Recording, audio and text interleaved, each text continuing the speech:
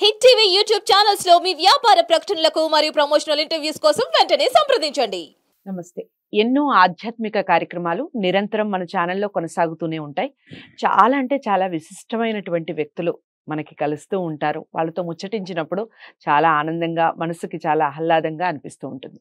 అలాంటి వారిలోనే ప్రముఖులు అని చెప్పొచ్చు. ప్రముఖ ఆధ్యాత్మికవేత్త డాక్టర్ నూరి నారాయణమూర్తి గారు ఈరోజు నాతో పాటు స్టూడియోలో ఉన్నారు. పండగల విశేషాలు తెలుసుకునే ప్రయత్నం చేద్దాం. ఈ శ్రావణ మాసంలో వచ్చే ముఖ్యమైన పండుగల గురించి మాట్లాడే ప్రయత్నం చేద్దాం. దాంతో పాటుగా ధర్మ సందేహాల రూపంలో కొన్ని ధర్మ సందేహాల్ని తెలుసుకునే ప్రయత్నం చేద్దాం. ఇక నుంచి మ్యాక్సిమం గురువుగారు అందుబాటులో ఉన్నప్పుడల్లా ఖచ్చితంగా ప్రోగ్రామ్ చేసే ప్రయత్నం చేస్తాను. వీడియోని ఎక్కడా కూడా స్కిప్ చేయకుండా చూడండి. డౌట్స్ ఏమన్నా ఉన్నా, మీరు ఇంకేమైనా తెలుసుకోవాలి అనుకున్న కుతూహలం మీకున్నా ఖచ్చితంగా కామెంట్ బాక్స్లో తెలియచేయండి. ఎలాంటి ధర్మ సందేహానికైనా ఖచ్చితంగా ఈ వేదిక మీద నివృత్తి లభిస్తుంది. నమస్కారం గురువుగారు. నమస్కారం అమ్మ. గురువుగారు, తిరుమల తిరుపతి దేవస్థానాన్ని ఒకసారైనా దర్శించుకునే వాళ్ళు ఖచ్చితంగా ఉంటారు. ప్రతి నెల దర్శించుకునే వాళ్ళు ఉంటారు. వాళ్ళకు ఉన్నటువంటి కోరికల వల్ల కానివ్వండి, మొక్కులు తీర్చుకోవడం వల్ల కానివ్వండి. అయితే ఒక్కొక్కసారి దర్శన భాగ్యం అనేది ఒక రోజులో జరగదు. అలా 2 రోజులు క్యూ లైన్లో నిలబడాల్సిన పరిస్థితి వస్తుంది. అలా దర్శించుకోవడం కరెక్టేనా? 2 రోజులు క్యూ లైన్లో స్నానం చేయకుండా నిలబడి దర్శించుకోవడం భగవంతుడిని కరెక్టే అంటారా? అసలు దీనికి ఒక మాటలో చెప్పచ్చు. చెప్పండి. మహర్షులు తపస్సు చేశారుగా, వాళ్ళు ఏ స్నానాలు చేశారు? దేవుడు ప్రత్యక్షం అవ్వలేదా? మనం సినిమాల్లోనూ నిజంగా మనం ఏం చూడలేదుగా. హిమాలయ పర్వతం కొందరు చూసే ఉంటారు అనుకోండి. మనం సినిమాలేగా. మహర్షులు తపస్సు చేశారుగా, ఒక సినిమాలు పొట్టలు పెరుగుతాయి ఒక ఆయనకి. ఆయన స్నానం చేశాడా? హిరణ్యకశ్యపుడు ఉన్నాడు అనుకోండి ఉదాహరణకి. ఆయనకి బాత్రూములు లేవా? ఇళ్ళు లేవా? హంసతూలిక తల్పాలు లేవా? భార్య లేదా? అందగత్తెలు లేరా? ఆస్తి లేదా? ఐశ్వర్యం లేదా? అనుభవించేటువంటి వయస్సు లేదా? ఉందిగా. ఆయన స్నానం చేయకుండానే స్నానం చేయలే. స్నానము చెయ్యటం అనేటువంటిది అది ఒక శుభ్రత కోసమే కానీ భగవంతునికి స్నానానికి సంబంధం లేదు. అందుకు చెప్పా ఈ ఉదాహరణ నేను. భగవంతుణ్ణి ఒకళ్ళు ప్రశ్న వేశారు, బెడ్రూమ్లో దేవుడి మందిరం ఉండొచ్చా, దేవుడి పటం ఉండొచ్చా ఉండకూడదు అని ఆయన ఒక విచిత్రంగా. ఆయన ఉద్దేశం ఏమిటి అంటే, ఓహో అలాంటివి జరగకూడదు కదా అని. చక్కగా బెడ్రూమ్లో దేవుడి పటం ఉండొచ్చు అని చెప్పాను. అదేమిటండి అది జరుగుతుంటుంది కదా అంటే, అదే తప్పు కార్యక్రమం కాదు కదా, అది ఒక సృష్టి క్రమం కదా. అలా చెయ్యకుండా ఉండటమే పాపం, చేస్తే మంచిది. దానికి ఉదాహరణ చెప్పాను నేను. లీలావతి హిరణ్యకశ్యపుడి దగ్గరికి వెళ్ళినప్పుడు, హిరణ్యకశ్యపుడు వచ్చినప్పుడు తన దగ్గరికి, స్వామి మీరేదో పలుకుతూ ఉంటారే ఆయన గురించి చెప్పండి అంది. దేవి ఇలాంటి ఆనంద సమయమునందు ఆ దుర్మార్గుడి నామమా అన్నాడు. చెప్పండి అంది. అప్పుడు ఎవరైనా ఏదైనా ఆహా అంటారుగా. ఆ ఆనందంలో నారాయణ నారాయణ అని 2-3 సార్లు చెప్పించింది. అప్పుడు గర్భనపడ్డట. చూడండి ఎంత విశేషమో. భార్యాభర్తలు పవిత్రత ఉండాలి అక్కడ. హృదయం ఎలా ఉండాలి? పవిత్రత ఉండాలి. భగవంతుడు చూసేదేంటి? ఈ బాహ్య సౌందర్యమా, పట్టు వస్త్రాల? ఉండాలి. స్నానము చెయ్యాలి. అవకాశం ఉన్నంత వరకు స్నానం చేయాలి. అవకాశం ఉన్నంత వరకు శుభ్రమైనటువంటి బట్టలు కట్టుకోవాలి. అవకాశం ఉన్నంత వరకు చేయాలి. ఇక్కడ లైన్లో నుంచొని వాళ్ళు స్నానం చెయ్యలేదే, అయ్యో నేను మడిగట్టుకోలేదే, నేను పట్టు వస్త్రములు ధరించలేదే, స్వామి వెంకటేశ్వర నన్ను కరుణించవా? అక్కర్లేదు. ఒకవేళ స్నానం చేస్తే మంచిదే, నా ఉద్దేశంలో చెబుతున్నాను. మళ్ళీ దీని వ్యతిరేకంగా చెప్పక్కర్లేదు. నా అభిప్రాయంలో నేను చదివినటువంటి గ్రంథాలలో తిన్నడు కూడా ఆయన అపవిత్రమైనటువంటి, మనం ఊహించుకున్న అపవిత్రమైనటువంటి భోజనాన్నే మహానుభావుడు ఈశ్వరుడికి చెబితే ఈశ్వరుడు దాన్ని గ్రహించాడు అని మనం పురాణం చెప్పుకుంటున్నాం. అలాగే పాము, ఏనుగు, సకల చరాచరం పరమాత్మను సేవించడానికి వాళ్ళ సంస్కారాన్ని బట్టి అర్హత పొందుతున్నారు. ఆ అర్హత ఏది? దేవుణ్ణి చూడడానికి అర్హత ఏది అంటే నిర్మలమైనటువంటి మనస్సే అర్హత. భక్తియే అర్హత. నీ దేహ సౌందర్యంతో పనే లేదు. ఈ దేహమును అనిత్యం, ఇంకా ఈ దేహమే అనిత్యం అన్నప్పుడు ఇవన్నీ ఎందుకు అని చెప్పేసని ఈ మాట పట్టుకొని, ఎందుకు అంటే నువ్వు స్నానం చేయకుండా ఉండరాదు, నువ్వు ఉండరాదు అనకూడదు. అవకాశం ఉన్నంత వరకు జాగ్రత్తగా ఉండాలి. ఒక్కొక్కసారి మంచాన పడతాం మనం అనుకోండి. రోజు సంధ్య వారుస్తున్నాడు ఆయన, నిత్యాగ్నిహోత్రి మహానుభావుడు, సన్నీటి స్నానం చేస్తున్నాడు తలనిండా, తెల్లవారుజామున 4 గంటలకి మంచాన పడ్డాడు. ఏమీ చేసే ఓపిక లేదు, ఎవ్వరూ చెయ్యలేరు. అప్పుడు ఏం చేస్తున్నాడు ఆయన? ఆ నీటిని మంత్రించి కాస్త విభూది వేసి ఆ మంత్రించినటువంటి ఈ విభూదిని ఒంటికి రాసుకున్నాడు. స్నానాలు 3 రకాలు ఉంటాయి.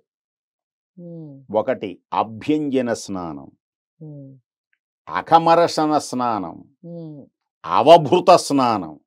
3 స్నానాలు. అభ్యంజన స్నానం అంటే మనం చక్కగా షాంపూలు గింపులు ఘుమఘుమ.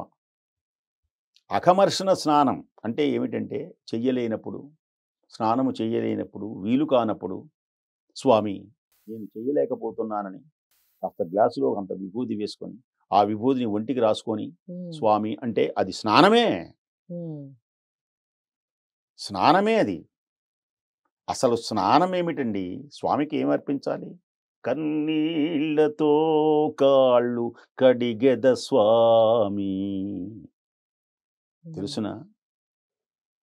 నా తనువు ఉదకాంశ నీ వీడు చేరి నీ పాద పద్మాలు కడగాలి తల్లి. నా తనువు ఉదకాంశ నీ వీడు చేరి నీ పాద పద్మాలు కడగాలి తల్లి. నాలో ఉన్నటువంటి పంచభూతములు ఉన్నవే, ఈ పంచభూతములు ఉచ్ఛ్వాస నిశ్వాసలు నీకు వింజామరులుగా వీయాలమ్మా వెంకటేశ్వర. నాలో ఉన్నటువంటి ఈ వెలుగు ఉన్నది అగ్ని జ్యోతి. ఈ జ్యోతి నీ ముందు నీ గుడి వాకిట దివ్యను నేనై నిలిచిన చాలోక ఘడి అయినా, నీ పదములపై కుసుమము నేనై నిలిచిన చాలును క్షణమైనా. తిరుమల మందిర సుందర. కాబట్టి స్నానం చెయ్యలేదే, సంధ్య వార్చుకోలేదే, శుభ్ర అనుకోకర్లేదు.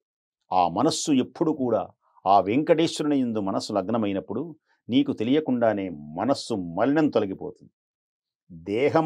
దేహాన్ని శుభ్రం చేసి మనస్సును మలినం పెట్టుకుంటే ఉపయోగం ఏముంది?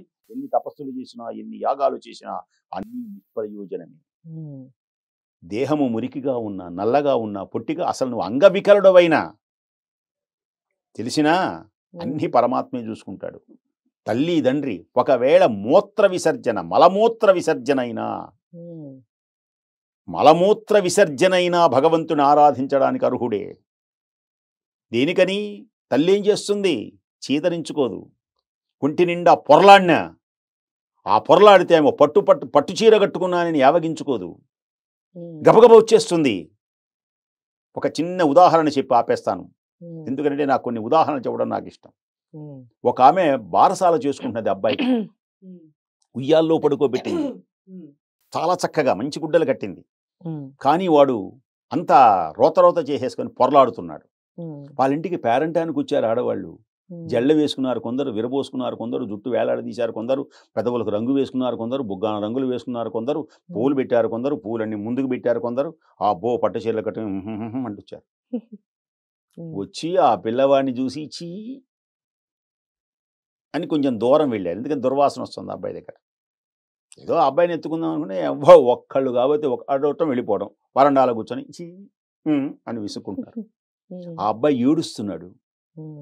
వాళ్ళమ్మ కూడా ఏం చేసిందంటే వీళ్ళందరూ వస్తారని చక్కగా మంచి చీర కట్టుకున్నది, చక్కగా ఆమె కూడా పూలు పెట్టుకుంది. ఆ బిడ్డని ఇంట్లో పని ఉండి అటు వెళ్ళింది. సర్దుగానే శనగలు ఇవన్నీ ఇవ్వాలి ఏవో ఉంటాయిగా పేరెంట్ వాళ్ళకి. గబగబా వచ్చేసింది. పిల్లవాడు అలా ఉండేటప్పటికి అమాంతం ఆ పిల్లవాడిని ఎత్తుకుంది.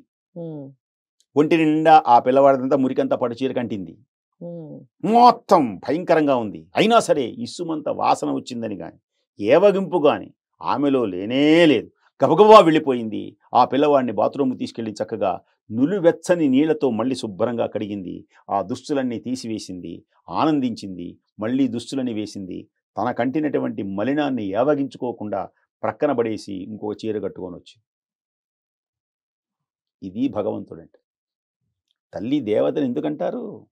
వాళ్ళేమన్నారు? వాళ్ళు తల్లులు కాదుగా. వాళ్ళ అబ్బాయికి వాళ్ళు అలా చేస్తారేమో. మన తల్లి. అందుకనే వెంకటేశ్వర స్వామి తల్లివి నీవే, అది అర్థం. తండ్రివి నీవే, చల్లగా కరుణిల్చే దైవము నీవే, తల్లివి నీవే అని భావించినప్పుడు ఈ మురికి అనేటువంటిది తన మనస్సు కంటకుండా ఉంటే చాలమ్మా, చక్కగా చేసుకుంటే చాలు. స్వస్తి. సో వెంకటేశ్వర స్వామి క్యూ లైన్లో నిలబడే వాళ్ళందరూ కూడా ఇక నుంచి ఇలాంటి డౌట్స్ ఏమన్నా ఉంటే ఇక నుంచి అలాంటి డౌట్స్ ఏం పెట్టుకోకుండా చక్కగా దర్శనం చేసుకోవచ్చు. ఎందుకు అలా దర్శనం చేసుకోవాలి, దానివల్ల వచ్చే ఫలితం ఏ విధంగా ఉంటుంది అనేది వీడియో ద్వారా తెలుసుకున్నాం. గురువుగారు చాలా చక్కగా వివరించారు. వీడియోని లైక్ చేసి షేర్ చేయండి, ఛానల్ని సబ్స్క్రైబ్ చేసుకోండి. మరో మంచి ధర్మ సందేహంతో మళ్ళీ కలిసే ప్రయత్నం చేస్తాను. నమస్తే.